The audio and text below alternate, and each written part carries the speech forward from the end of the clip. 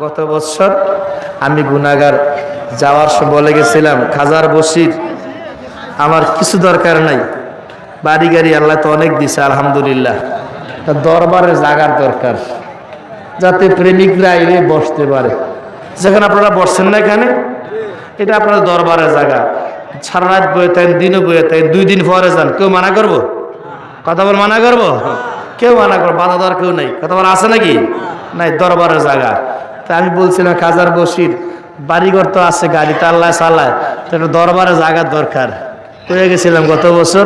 ইনশাআল্লাহ দরবারের জায়গাও হয়েছে, বড়টা হয়েছে, প্রায় 32 টাকা খরচ হয়েছে, দরবার জায়গা বড়টা হয়ে গেছে আলহামদুলিল্লাহ।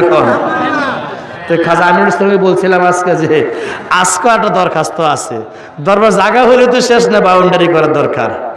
কি বলেন, ঠিক না? আমি দরখাস্ত আজকে আসর করে রয়েছি।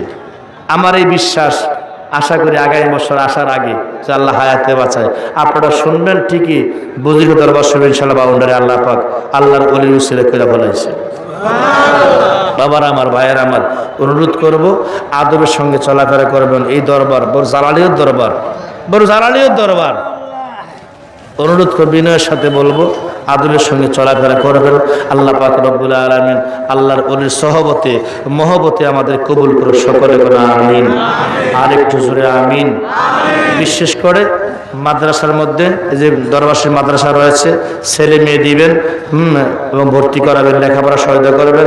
মাদ্রাসা বিভিন্ন দান অনুদান করবেন, মাদ্রাসা দান করবেন। আপনার মুর্শিদ দরবারে মাদ্রাসা একান্ত এটা আমাদের নিজের। কথা বলেন ঠিক কিনা? আমাদের দরবারে মাদ্রাসা মানে আমাদের মাদ্রাসা। কি বলেন ঠিক কিনা?